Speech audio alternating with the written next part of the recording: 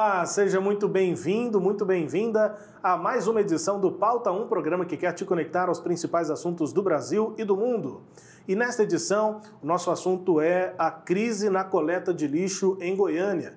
As semanas que antecederam o aniversário da capital foram marcadas pelo acúmulo de resíduos que marcaram a rotina das pessoas. A prestação de serviço realizada pela Companhia de Urbanização de Goiânia, a Comurg, voltou a apresentar falhas e gerou transtorno para os moradores e comerciantes.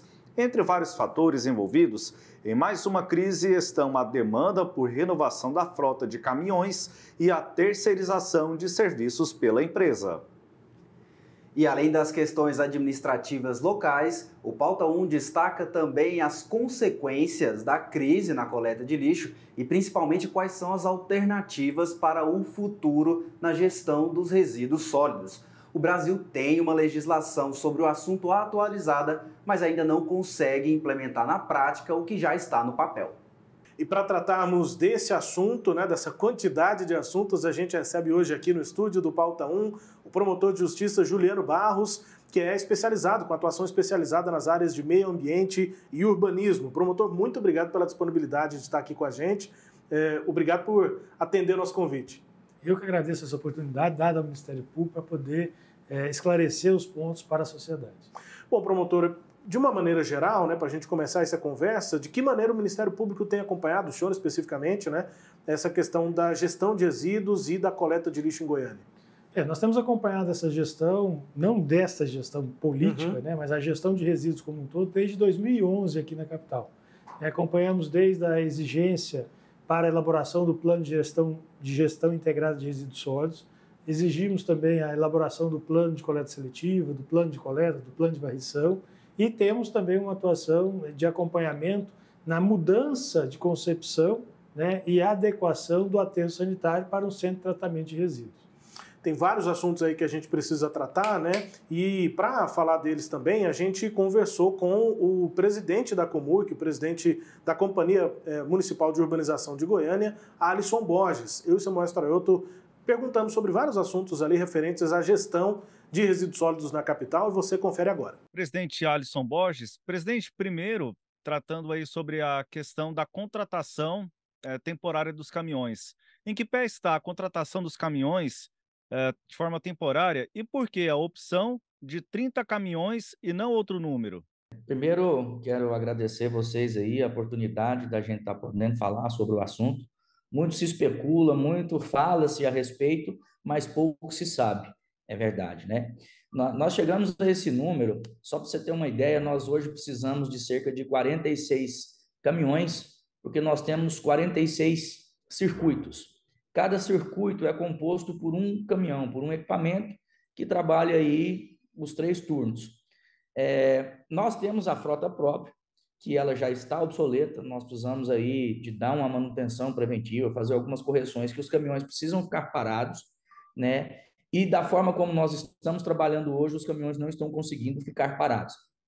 Esses 30 caminhões é um número que vai nos atender e nós também vamos manter a frota própria para nós não acabarmos com uma frota própria da empresa. Então, ou seja, eu vou conseguir dar essa manutenção preventiva, aí eu vou parar 30 caminhões, Vou dar essa manutenção preventiva, deixar esses caminhões em condições efetivas de trabalharem, para a gente aumentar o serviço em Goiânia.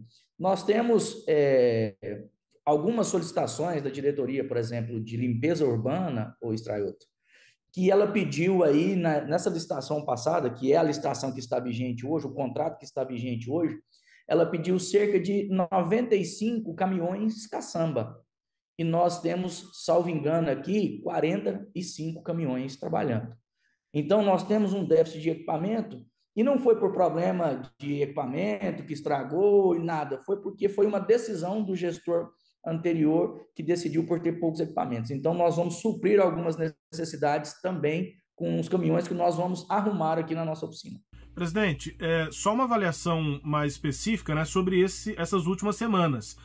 Como é que a Comurg enxerga o serviço de coleta de lixo em Goiânia? Ele já está regularizado? Como é que está esse processo? Verdade, é o que eu sempre tenho dito, e aqui atrás de mim aqui tem um quadro da entrega dos caminhões coletores de lixo. Os caminhões coletores de lixo que estão na Comurg hoje já ultrapassaram a sua vida útil. E é o que eu sempre digo, eu já fui chefe do departamento de transportes na parte de manutenção da Comurg e eu sofri com isso, salvo engano, em 2009, na época que eu estava lá. Os caminhões são comprados na mesma época.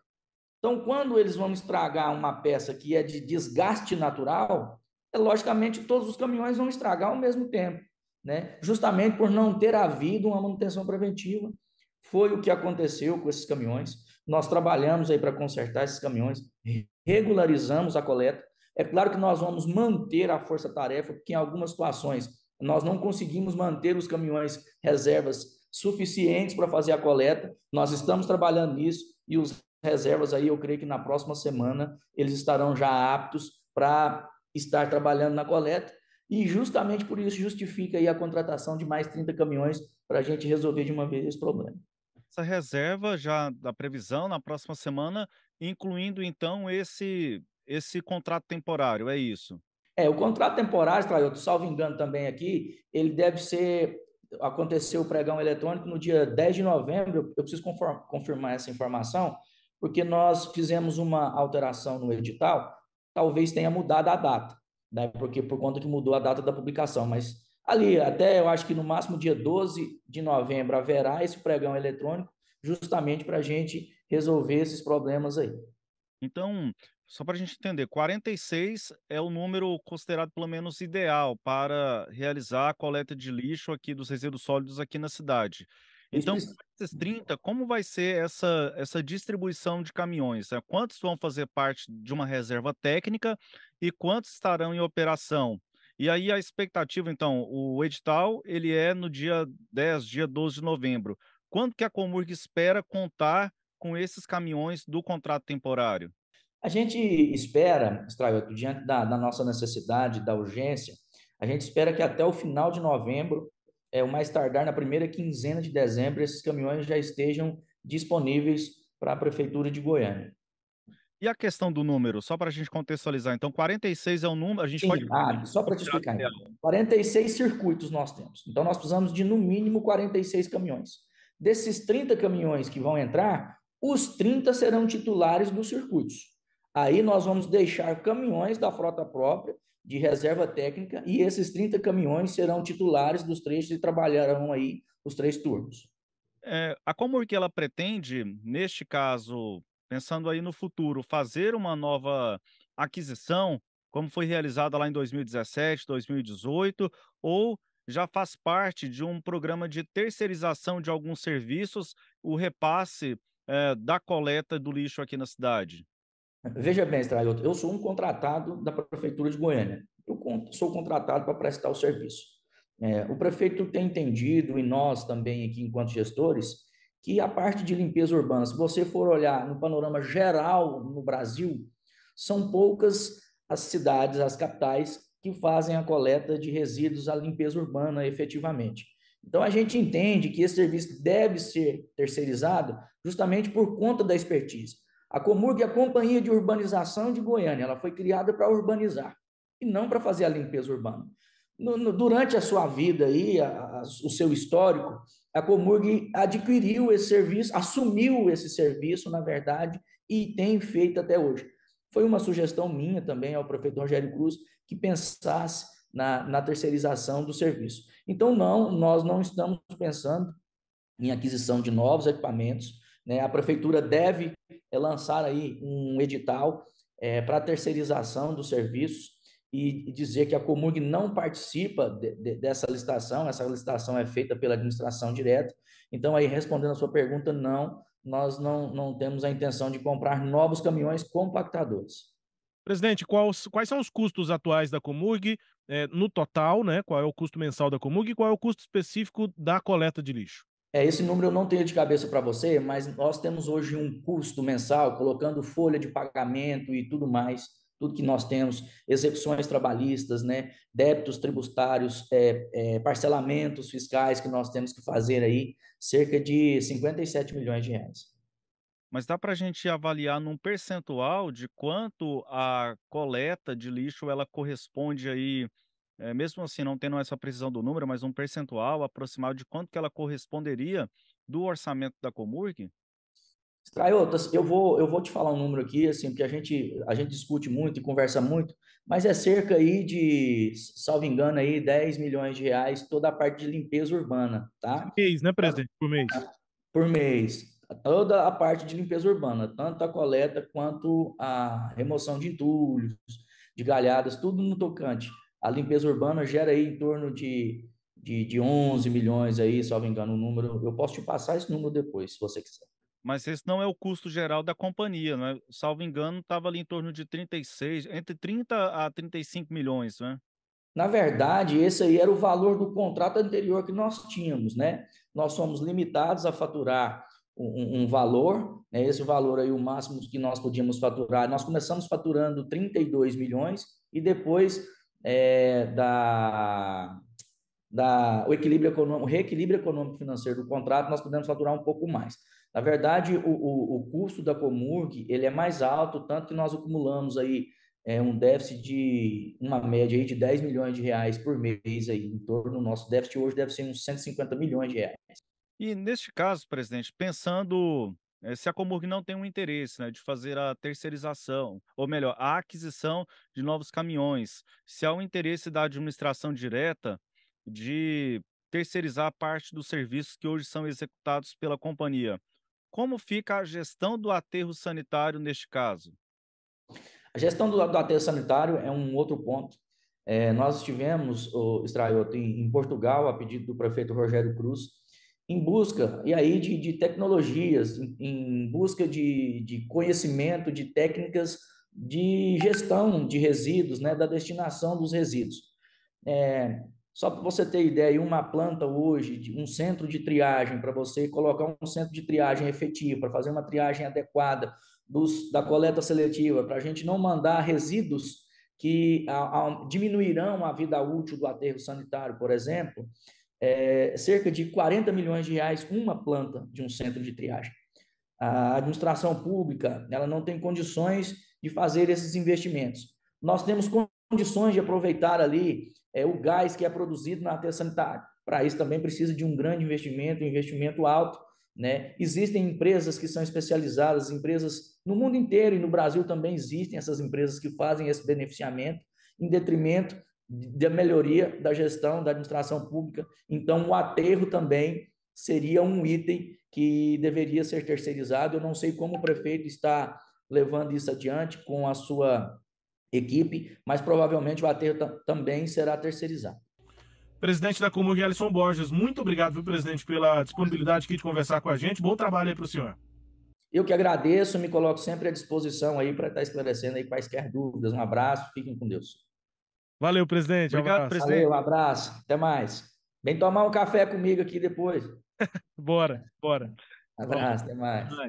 A partir disso, promotor, então a gente traz aqui alguns questionamentos. O primeiro deles, que é a avaliação que a gente pode fazer, o senhor acompanha o assunto desde 2011, o que a gente pode tratar então nessa linha histórica dessa crise do lixo aqui em Goiânia? Não foi a primeira e, pelo visto, também não tende a ser a última. O que fazer para a gente pensar numa correção de rota? Quando a gente pensa e ouve muito falar sobre crise do lixo, ela acontece justamente nos momentos em que o lixo fica depositado na porta da casa do cidadão. Mas a questão da gestão de resíduos ela é muito mais complexa e abrange várias etapas que estão sendo buscadas soluções, né, de curto, médio e longo prazo para que haja uma adequação no sistema de gestão como um todo. Esse sistema passa, no primeiro momento, na mudança de concepção que a sociedade tem. A sociedade acha que deixar o lixo na porta de casa e a prefeitura coletar resolveu o problema. Aí se começa um novo problema. Só coletar e afastar, ele não resolve e não é uma gestão adequada de resíduos. Por quê? A partir de 2010, nós temos a Lei 2.305, que estabelece que uma gestão adequada somente pode ir para o aterro sanitário aquilo que for considerado rejeito. E o que é rejeito? É tudo aquilo que não tem nenhum aproveitamento econômico.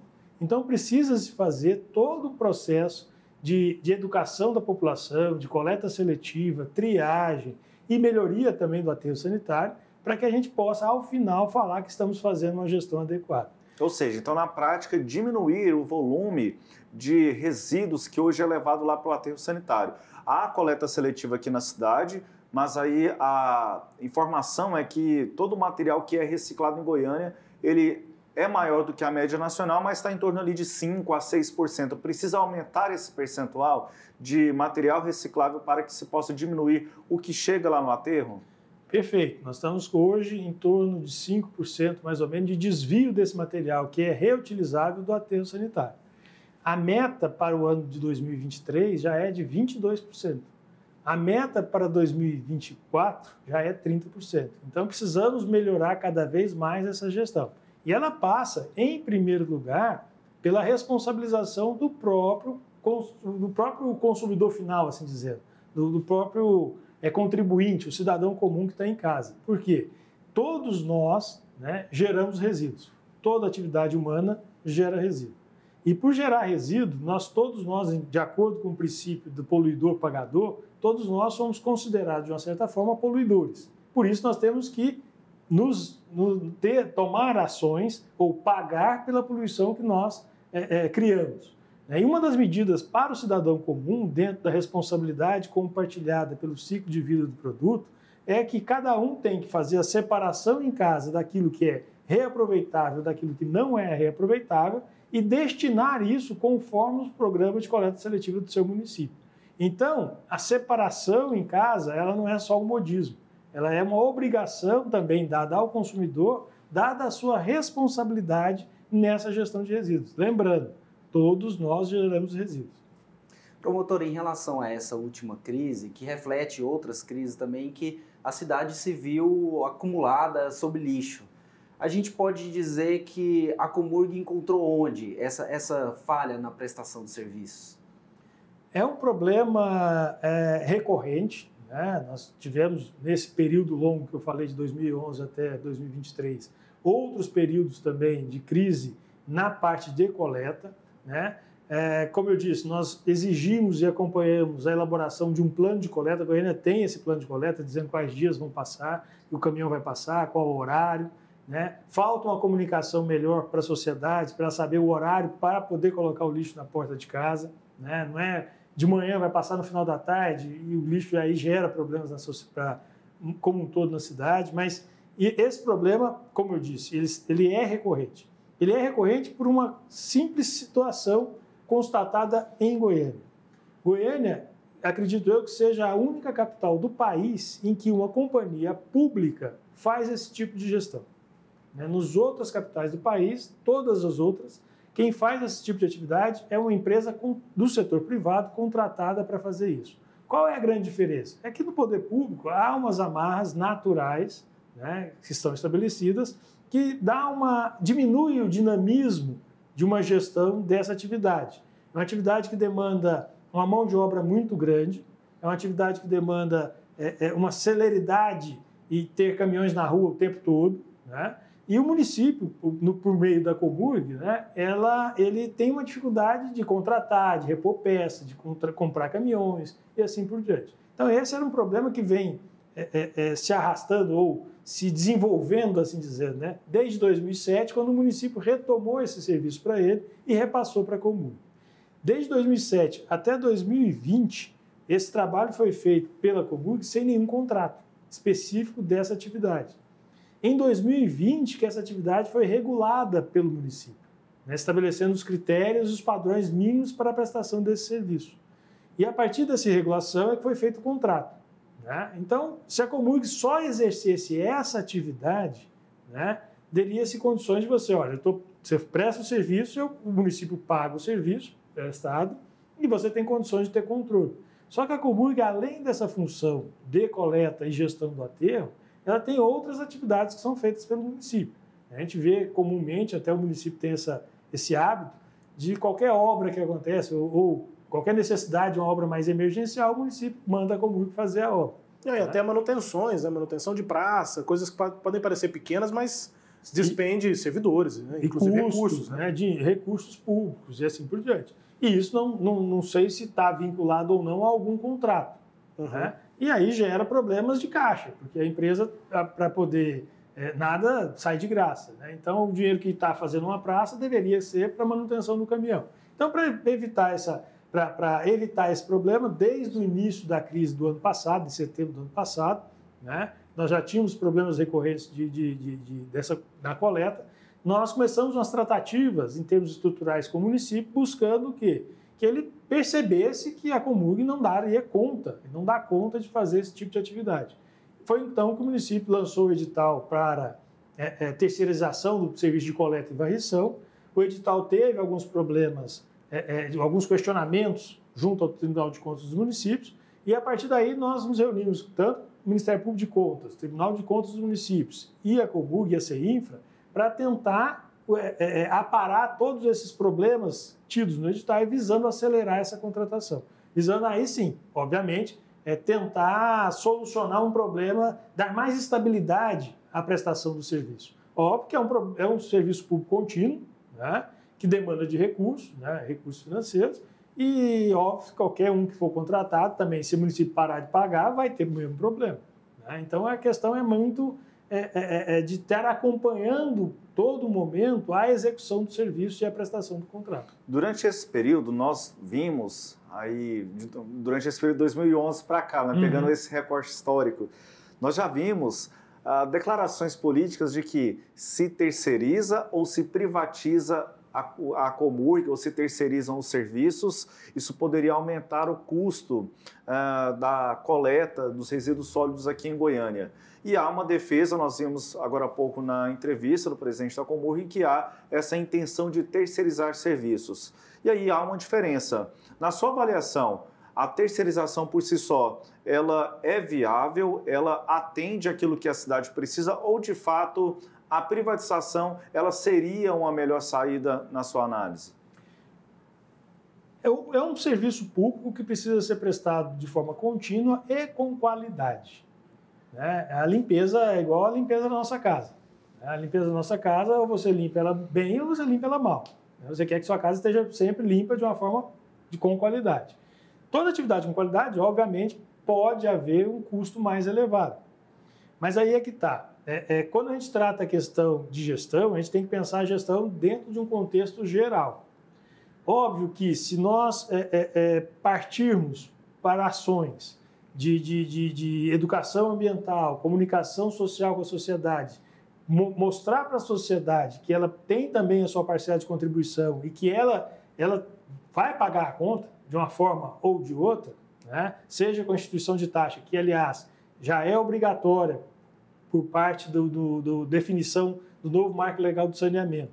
O município cabe somente estabelecer qual que é o valor dessa taxa, mas a taxa já foi criada por lei federal.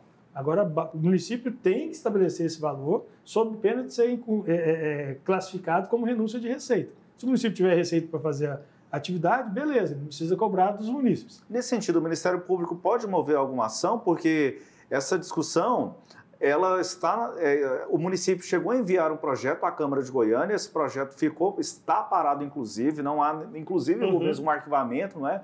O Ministério Público pretende mover alguma ação em relação a isso?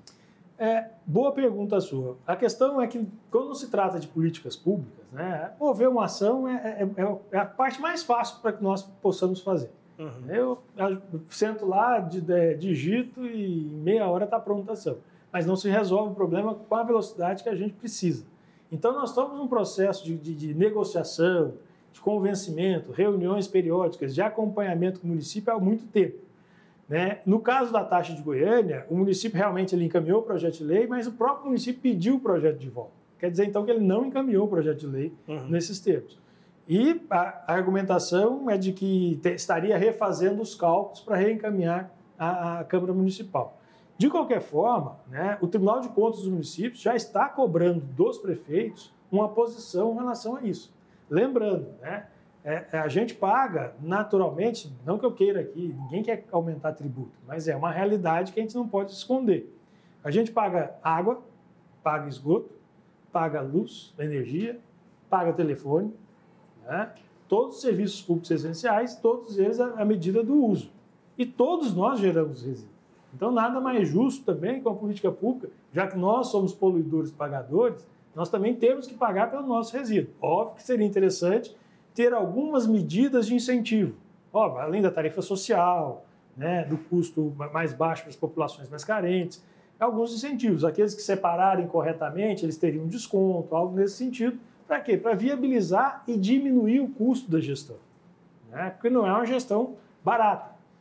Na questão da coleta, né, custos praticamente se equiparam em termos de ser privado ou ser público.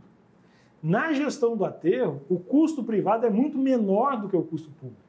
Porque geralmente o poder público ele não tem a agilidade que necessita ter a gestão de um aterro, que não é só uma obra, é um serviço.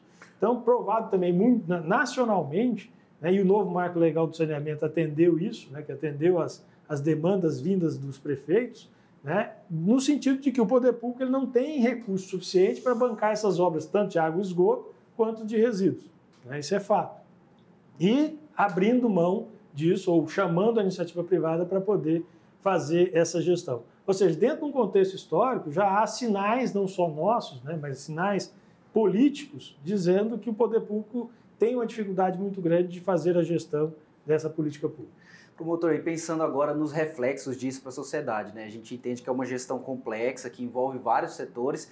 Então, como que isso reflete em consequências para a vida urbana mesmo, para o meio ambiente, entendendo que isso envolve vários setores? Passa por uma mudança cultural muito grande, né? E essa mudança também do próprio cidadão comum, né? Parte dele, a melhor gestão de resíduos começa em quem gera o resíduo. Então, parte por esse processo necessário de uma comunicação social, que a gente chama de educação ambiental de uma forma mais ampla, para as pessoas terem um mínimo de ações coletivas, assim dizendo, para evitar sujar a cidade. Em reuniões recentes que nós tivemos aí com outros estados, a gente vê o custo dessa gestão para Goiânia é muito maior do que Curitiba, por exemplo, né? Que tem mais ou menos a mesma quantidade da população. Aí você vai perguntar para eles o porquê disso, quais são as ações. A resposta é simples, vocês sujam a cidade mais do que eles, do que nós, eles responderam, né? Por quê? Então nós temos que ter esse cuidado, né? Assim, ainda é um absurdo hoje em dia a gente ver pessoas que saem à rua jogando lixo pela janela. Ou seja, não tem diferença da porta da sua casa, de dentro da sua casa para a porta da sua casa. E aí a gente vê comportamentos negativos como esse. E isso gera um custo maior. Se eu tenho que aumentar o custo de varrição, porque gera mais resíduo na rua. Hoje, se a gente for em qualquer região de Goiânia, a gente vê entulho jogado na rua. Isso é comum? Não é isso.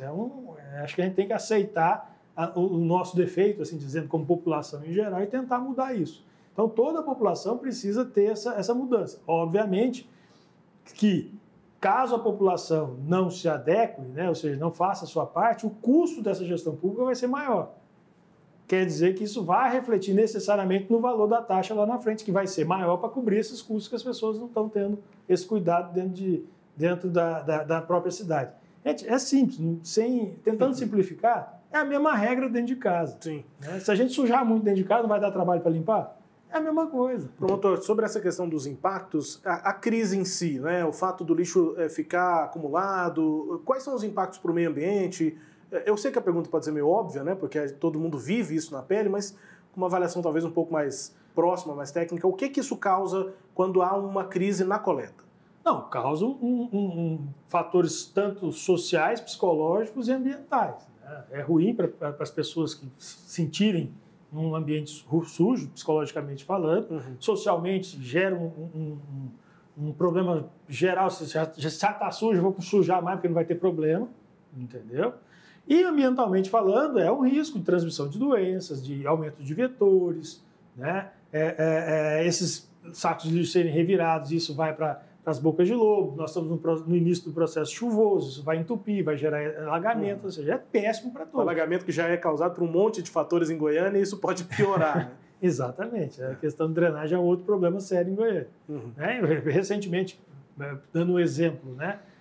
Independente da crise da coleta recente, parei num sinaleiro, eu olho para o lado, já olhei a boca de lobo, estava toda entupida já. Uhum.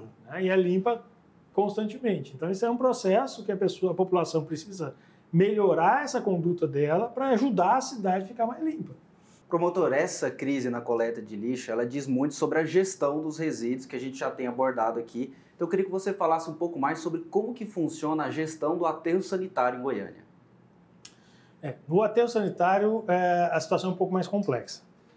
Nós temos uma situação de que, em 2007 também, houve o rompimento do contrato com uma empresa que fazia a gestão do aterro, e isso foi assumido pela Comurg, a gestão desse aterro.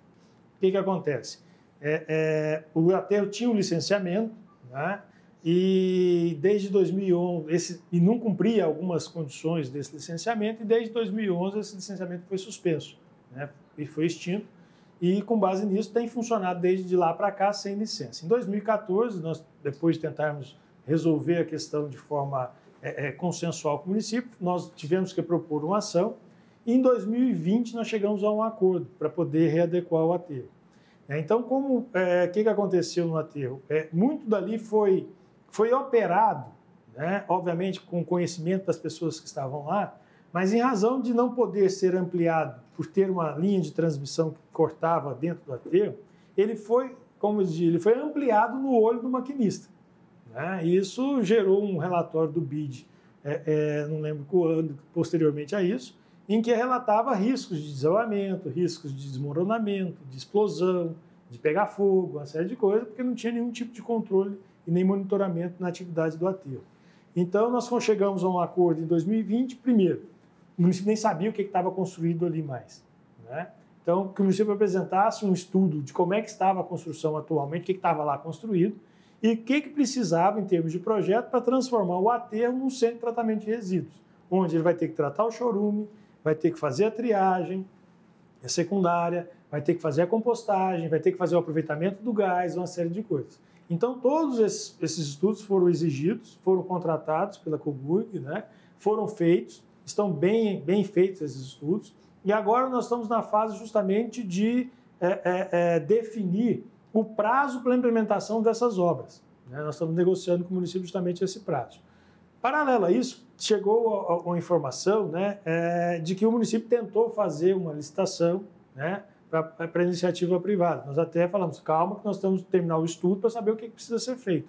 Não é só consertar o que está lá, precisa consertar e transformar ele num centro de tratamento de resíduos. E aí foi dado um estudo que foi demonstrado que o aterro hoje ele tem uma vida útil de mais de 17 anos se todas as ações forem feitas. 17 anos? 17 anos. Não parece ser muito, né, pronto? É muito pouco. É muito pouco. Mas o mais grave disso, para vocês terem uma noção, é que o estudo que leva em consideração essa vida útil do aterro de 17 anos, ele se pauta na existência e na efetividade dos outros planos de gestão, que é o plano de coleta seletivo, o plano de triagem e compostagem. Uhum. Quer dizer, se nós tivéssemos 17%, 20%, 22% de separação do aterro, nós teríamos 17 anos. Como nós estamos a 4, esses 17 são menos. Então, em razão disso, nós já conversamos diretamente com o prefeito nesse sentido, fizemos reunião com ele, com toda a equipe dele, e mostramos que hoje nós temos alternativas outras próximo a Goiânia que servem de apoio, que são 2 aterros privados próximo a Goiânia, que servem de apoio para poder desviar um pouco dessa quantidade de resíduo para aumentar a vida útil do aterro. E chegamos a um consenso lá que é necessário isso. Então, hoje, o município está elaborando um processo de licitação para a contratação desses 2 aterros, um em Aparecida e o outro em Guapó, para fazer esse desvio desses recursos, além da licitação para fazer a adequação e gestão do aterro para esses 17 anos que ainda restam. Promotor, antes da pergunta do Samuel, que sem dúvida vai detalhar essa questão do aterro, ele acompanha de perto já há muitos anos também, eu queria questionar sobre uma diferenciação básica para quem está nos assistindo. O que é lixão, o antigo lixão, o que é um aterro e o que é esse centro de tratamento de resíduos? Só para a gente ter conceitos assim claros na cabeça. Vou fazer da linguagem simples, porque eu não sou o técnico específico da área, da área do direito. Sim. O lixão é o depósito de lixo sem nenhum controle. Só joga lá. Só joga o lixo lá. Isso gera o quê? Gera a infiltração do chorume, que pode contaminar o solo e as águas subterrâneas, gera proliferação de animais, vetores, uma certa coisa. Gera também uma situação calamitosa, que é a possibilidade de pessoas irem fazer catação diretamente dentro do lixão, que é a pior parte possível do aterro. E hoje, antes não tinha essa visão, e hoje gera um problema muito maior, que é o quê? A emissão de gases de efeito estufa, no caso metano, que é muito maior, que isso gera problemas nas mudanças climáticas. Que é mais grave do que dióxido de carbono. Mais grave do dióxido de carbono, mais 60 vezes mais do que o dióxido de carbono, segundo as informações que eu tenho. Então, isso é um problema sério hoje. O aterro sanitário, ele é o depósito com algum controle. Então, você controla, você capta o chorume e faz o tratamento dele, você capta os gases e queima o gás, porque ao invés de você lançar o metano, você lança o dióxido de carbono, que é menos grave, não é o ideal, mas já é alguma coisa. E você tem todo o controle de poluição que é feito ali. A disposição, é feito a disposição do lixo e o recobrimento. Disposição e recobrimento formando um talude mais os sistemas de tratamento e monitoramento. Esse é o aterro sanitário. O centro de tratamento de resíduos é essa etapa do aterro sanitário, mais a parte de triagem, a parte de compostagem e a parte de transformação dos gases, ao invés de só queimar, transformá-lo em energia. Entendeu? Então, você faz o beneficiamento todo do resíduo ali também. E aí você incentiva cadeias de reciclagem, cadeias de aproveitamento energético. Mas é o que fica inviável se a gente não tiver separação do lixo. Totalmente. A coleta seletiva, enfim. Porque desde 2010, aquela visão que a gente tinha, né? Porque a gente esquece um pouco que Lavoisier nos ensinou no século XVIII. Na natureza nada se perde, nada se cria, tudo se transforma. Se eu tenho resíduo, um dia ele foi matéria-prima de alguma coisa. Eu extraí essa matéria-prima, transformei, usei um pedaço, estou jogando um pedaço ali que pode ser, o resto que pode ser reutilizado. Né? Desde 2010, a gente muda essa ideia linear para uma ideia circular de economia. Que é o quê? A partir do momento do descarte, você reaproveita e reintroduz esse resíduo como matéria-prima na cadeia produtiva, fazendo você ter esse resíduo em circulação por mais tempo. Então, o que a gente fala é que essa lei ela é a mais preventiva dos últimos 20 anos que nós temos ambientalmente falando. Né? Não só no aspecto de prevenir o dano de poluição do resíduo, mas também de prevenir o que a gente chama da pegada ambiental, que é diminuir a quantidade de matéria-prima que a gente tem que extrair da natureza, aproveitando mais essa matéria-prima em circulação. Me deu até um pouco do alento, né, quando o senhor falou em relação aos 17 anos. Né? A informação que eu tinha era 15 anos no aterro sanitário. Nós tratamos disso aqui, essa vida útil do aterro sanitário. Mas me chama a atenção que lá no aterro hoje há inclusive a superfície, né? A superfície do aterro hoje é considerado um dos pontos mais altos de Goiânia. Então, quando o senhor traz essa informação desse apoio de outros aterros, isso é uma novidade, não é? E eu queria entender um pouco mais a respeito dessa novidade. Em que pé está isso? Né? Como é que o Ministério Público tem acompanhado para que, e aí, claro, dentro dos cronogramas, os prazos, para que ocorra essa gestão de forma compartilhada, pensando na distribuição geográfica da cidade? A ideia assim, a gente fica muito pensando que a iniciativa privada é ruim. Não é nada disso. Eu acho que é questão de alternativas, o que você tem disponível no momento. Tanto é que, em termos do Estado de Goiás, nós temos trabalhado também a questão de resíduos no Estado, nós temos incentivado e cobrado dos municípios, principalmente os municípios pequenos, para que eles não construam um aterro sanitário. Porque o aterro sanitário é caro a gestão, é inviável para os municípios pequenos.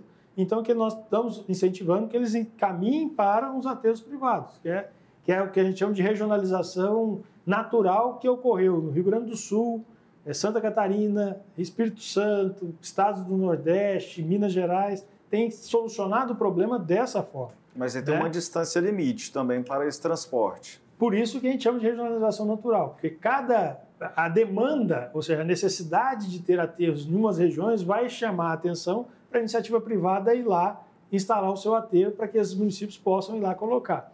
Mesmo dentro do projeto de regionalização do Estado, eu vou voltar na questão do aterro, mas mesmo na questão da regionalização do Estado, né, não quer dizer que o Estado vá construir o aterro, ou o grupo de municípios junto com o Estado vai construir o aterro. Ele pode ter o grupo de municípios do Estado e contratar um aterro privado. Uma coisa não interfere em outra.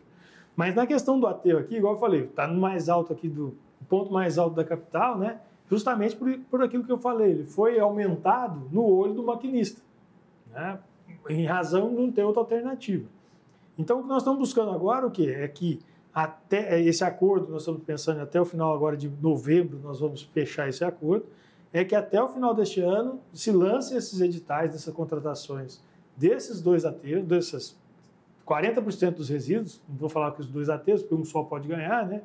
E que faça essa distribuição de pelo menos 40% do resíduo para fora desse aterro central aqui de Goiânia. Isso por quê? Né? A vida útil desse aterro, igual nós falamos, são 17 anos, se tudo aquilo que foi pensado for feito. Então, ela tem o risco de ser menor. E o que é mais grave? Goiânia não tem outra área para ser aterro sanitário. Né? Dentro da regionalização, foi pensado, a máxima que a gente poderia utilizar, se for feita a regionalização, seria uma área em Trindade, não em Goiânia. E não se pensou isso no plano diretor, na revisão dele. Não, mas o plano diretor já parte justamente dessa premissa de não ter área. Você não pode ir na região noroeste e norte, porque tem a questão das águas lá que são interessantes para a população. Na parte sul e sudoeste não tem outra área. Entendeu? Então, Goiânia não tem outra área, ele já tem que pensar em alternativas com a iniciativa privada. Então, por isso é que nós estamos já pensando, né, nesses 2 aterros aqui que já estão próximos, né, e nada impede que outros possam, em municípios vizinhos, se instalar. Há um grande preconceito e é um grande síndrome social, né, que chama Not in my backyard, NIMBY, né? E as pessoas não gostam muito de ter o aterro próximo dentro do seu município. Na tradução seria não no meu quintal. Não, né? no meu quintal. De outro. Esse é bom, mas um centro de internação de menor é ótimo. Não precisa, mas não. Presídio. Não, perto de mim eu não quero. Um ponto de ônibus na porta de casa. Ninguém quer, não é. Então, e você sabe que inclusive tem um problema sério que ocorreu no Distrito Federal. Né, que eles tentaram, dentro da gestão de resíduos, melhorar a parte da disposição na porta das casas, né, colocando containers. Deu uma maior confusão, porque ninguém queria ter o container na porta de casa. Né? Todo mundo quer ter, resolvendo. Mas se for no vizinho, eu aceito. Na minha porta, eu não aceito. Mais uma vez, a necessidade de educação ambiental, né, e de envolvimento de toda a sociedade. E nesse sentido, promotor, a gente vê a importância da triagem dos resíduos. Né? Então, eu gostaria que o senhor fizesse uma avaliação do serviço de coleta seletiva em Goiânia, entendendo a importância que isso tem para o processo como um todo, né? E se o senhor tem conhecimento de experiências desse serviço em outras cidades que funcione bem, para a gente traçar um comparativo. Olha, eu acompanho também desde 2011 esse processo de coleta seletiva em Goiânia, faço reuniões periódicas com grupos de cooperativas, junto com o município, junto com as entidades do Universidade Federal e outras entidades, para poder melhorar a questão da coleta seletiva. Hoje nós temos 14 cooperativas em Goiânia. Né? Dessas 14 cooperativas, 7 já estão instaladas. Né? Dessas 7 cooperativas, 5 foi o Ministério Público conseguiu recurso para poder instalar. Então, assim, é uma demonstração de que, apesar da importância, não há devida priorização por parte do poder público. E só um detalhe, promotor. O senhor disse que o Ministério Público conseguiu dinheiro para fazer, né? Que é essa atuação extrajudicial, né? Exato. O que o senhor falou no bloco anterior. Apresentar a ação, às vezes, é fácil, mas apresentar, de fato, uma solução, acho que é mais por aí, né? Nesse sentido. É a busca, né? A gente tem tentado, dentro do princípio poluidor-pagador, fazer que alguns poluidores aqui que ocorreram no passado, eles destinassem recursos, ao invés de destinar para o fundo, né? Eles destinassem diretamente para projetos que teriam interesses ambientais e retorno mais rápido. E com isso nós conseguimos a construção de 5 galpões aqui em Goiânia. Todos equipados com energia fotovoltaica, aproveitamento de água, né, com espaço de 700 metros quadrados mais ou menos cada galpão, ou seja, tudo pensando na melhoria do serviço, né, e da qualidade de vida dos trabalhadores que estão lá. Então, Goiânia tem esse trabalho há muito tempo. Aliás, Goiânia é a única cidade, a única capital do país, né, que tem a coleta seletiva porta a porta em 100% da área urbana. Né, isso já é um ativo muito grande que nós temos. Precisamos melhorar, porque o que acontece? Não adianta, se não tiver educação ambiental, o caminhão vai rodar vazio. Né? Não é interessante, porque a população vai gastar do mesmo jeito e o material não vai ter a sua destinação. Então, precisamos ter essa melhoria. Acabamos de cobrar do município que ele fizesse o plano de coleta seletiva, ele fez. Nesse plano tem uma série está disponível lá no site da AMA, esse plano tem uma série de ações que o município precisa desenvolver. Para quê? Para diminuir a quantidade de lixo de rejeito que vai para o aterro. É obrigação do município fazer a triagem. Né? Isso também tem uma confusão também que ocorre muito. Muita gente pensa assim, não, triagem, coleta seletiva é cooperativa. Não, é o município que é obrigado. Porque se ele tem que separar o que é rejeito e o que não é rejeito, é o município que tem que fazer a triagem, que usa a mão de obra das cooperativas.